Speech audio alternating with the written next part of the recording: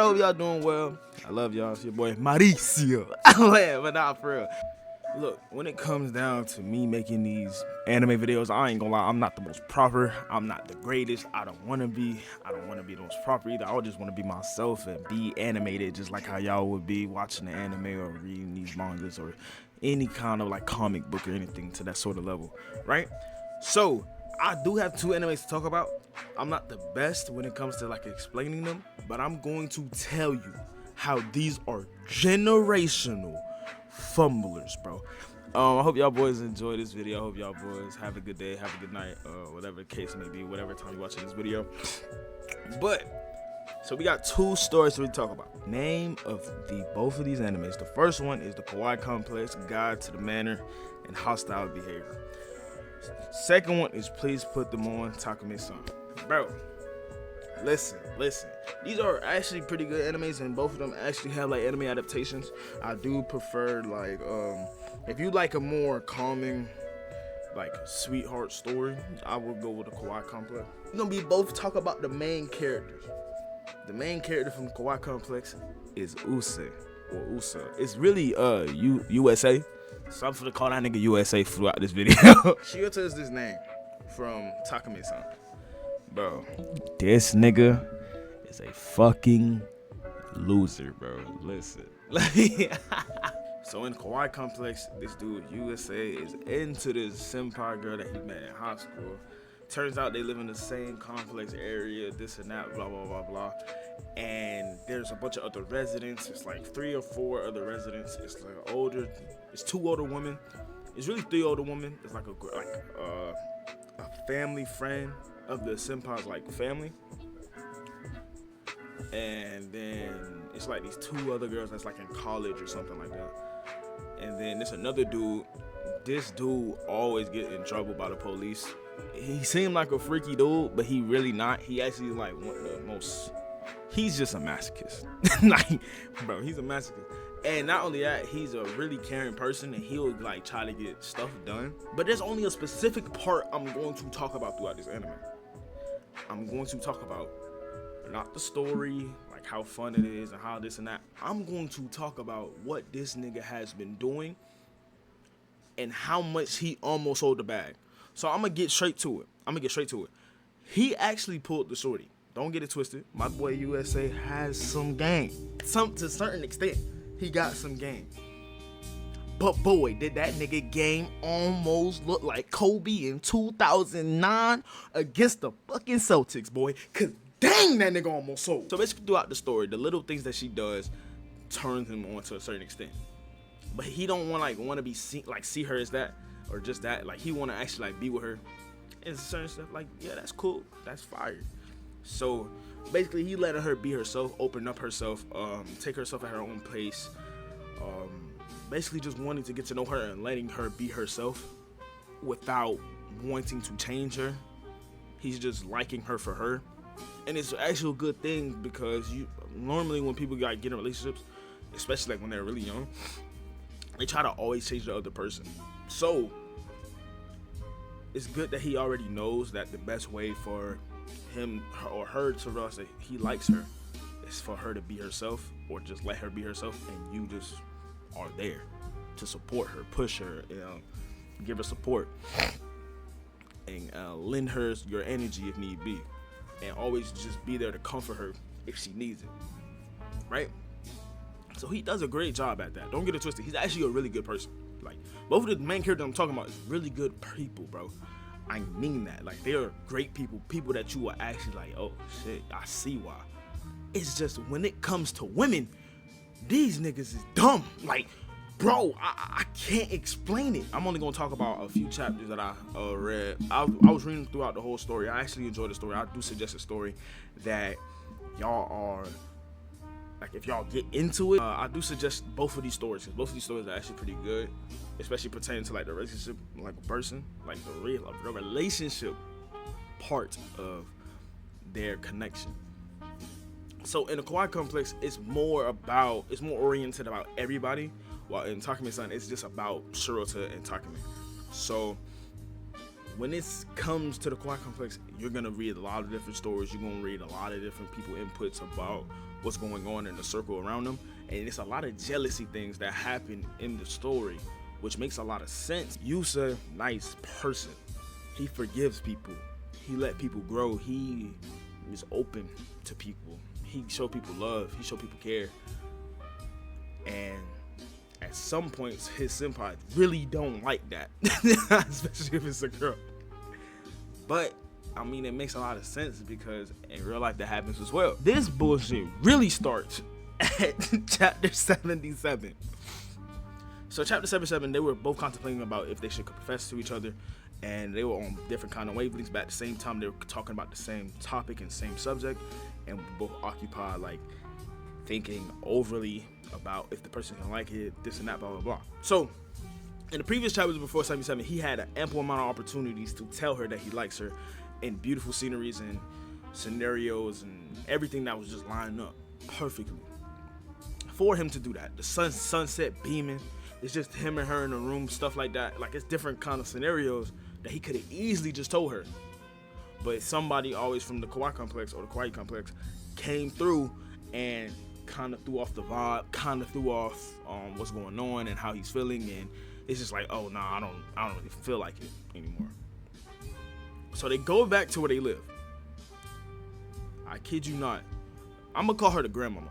The grandmama, she not really their grandmama, but she's older, so I'm gonna call her grandmama. The grandmama comes out with a cockroach. Cockroaches in a fucking bag. Cause I guess it's like summertime or some shit. I don't know. But she like collected a whole bunch of cockroaches. So remember how I told you the scenery was bad? Cockroaches in hand.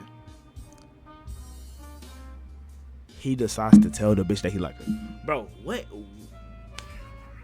That nigga thought, he was like, this is not the perfect time. This is not the perfect time. And he still said it. This nigga's a dickhead. She got it misinterpreted.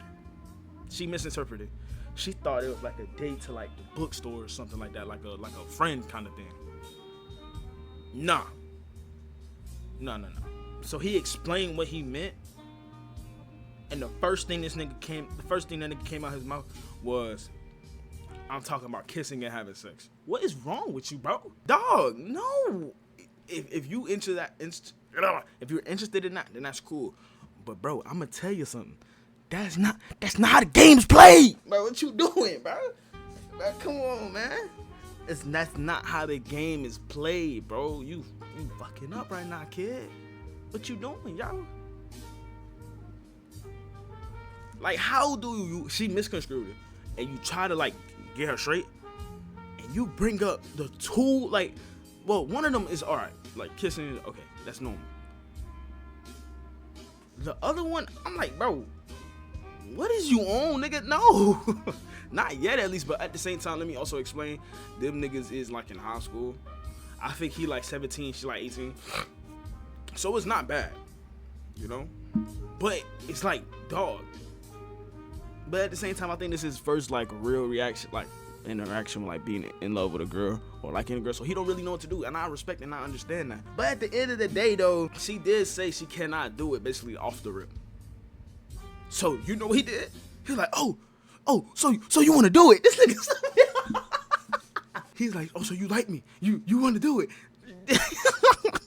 But the way he was doing it is not how I'm saying it. I have a very vulgar tone at times. I'm pretty sure I sound very vulgar right now. But he was saying it like the most gentle, nice way, like joking way. Like he was like really ecstatic, and he was like a happy ass kid, bro.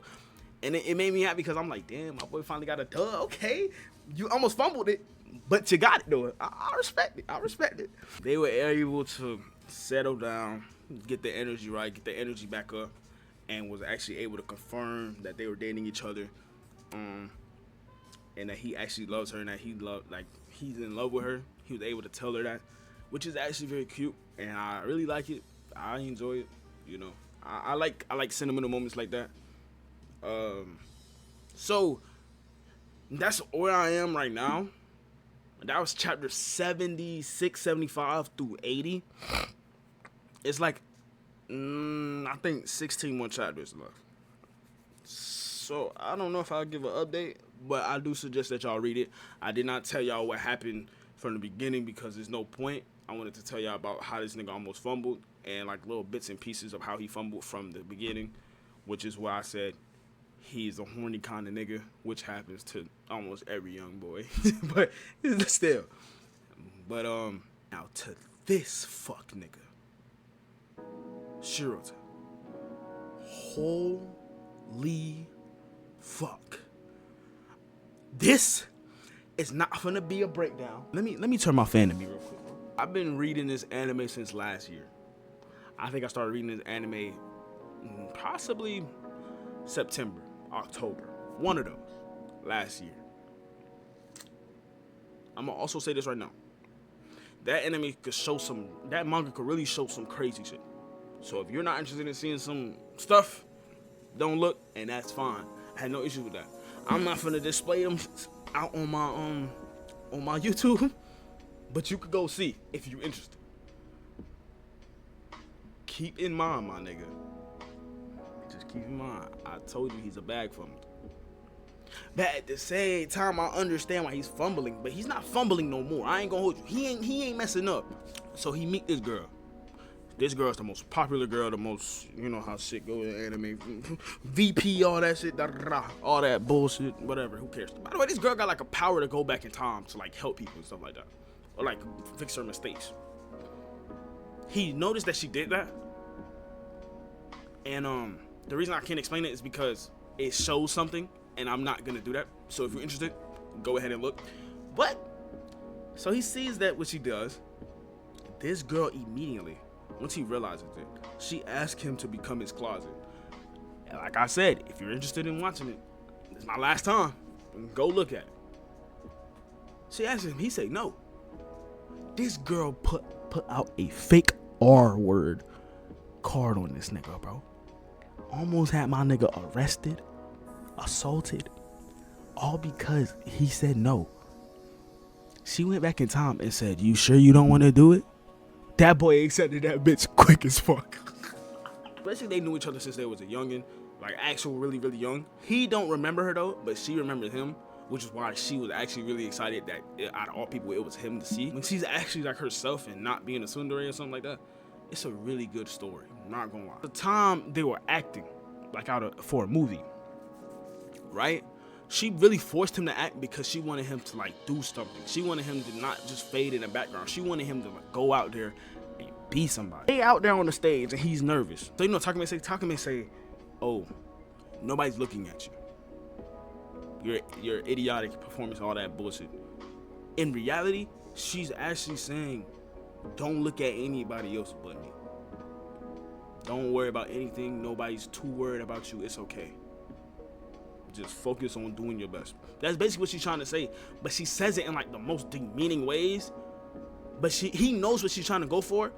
But her feelings does not come across to him. They out there doing a play. I'm talking about that boy killing that shit. They killing that shit, bro. They killing it. I'm not gonna hold you. They were doing great on that play, bro. For real. Let me also say this as well. So the prince order that he got, because it was like a Cinderella kind of story. It was a Cinderella story. So she was supposed to be the princess. She wanted him to be the prince, but somebody already that was more popular in the school or more popular just in general, he went up for the role. But Shirota said, "Oh, I'm gonna come second," then like it's cool. That nigga ended up getting injured. The main role, the main like person that was about to play the prince got injured. So Shirota had to step up and play. They in the middle of it, going crazy, going bonkers. And she's really falling in love with this like dude more and more and more because it's like, oh snap, he's doing something with me. And it's like, I'm enjoying this. I'm having fun. Because that's all she wanted to do. She just wanted to make moments with him and just enjoy it. So, as that kept going on, the original prince came out and said, "That's a fake prince." He was about to mess up the whole play. My boy Shirota fucking cooked when he did this shit. Hold on. Let me tell y'all what that boy did, bro. So what if I'm a fake prince and I'm a commoner?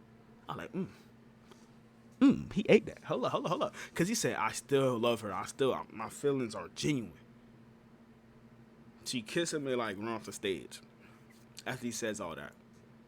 And they left the whole play. He didn't know if that was a genuine kiss or, you know, like a fake one. So he, you know, He don't realize that he likes her, really, until one of his old friends, Erie, comes through and like basically say, admit it, you like her a lot. You know you do. So he admits it and he realizes it. He faces it. And from that moment on, once he realized that he actually likes her, he starts going out more and more and more to try to like let her know.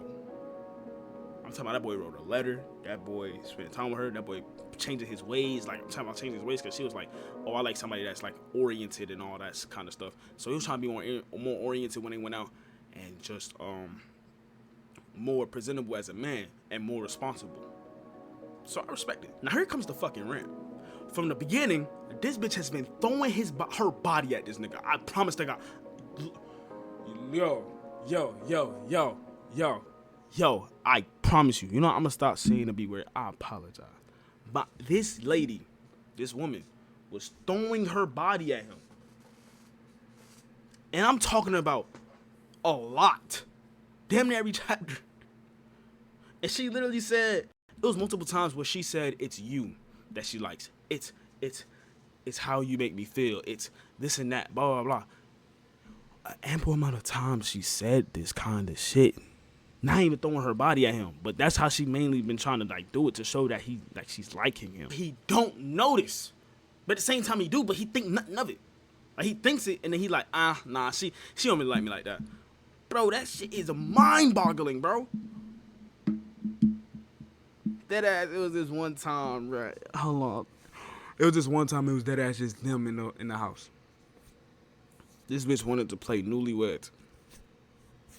You don't think anything weird about that? To the back, bottom of the bottom, ain't even talking about sin. 9 o'clock on the dot, girl, where you been? Ain't heard from you all day. Girl, I'm just trying to talk, I'm just trying to vibe, I'm having a long day. I love you, but no, I'm not leaving for love, you going the wrong way. And I want you to get in your feelings whenever this song play. It's 9 o'clock on the dot, I'm riding through the city. It's 9 o'clock on the dot, I'm leaving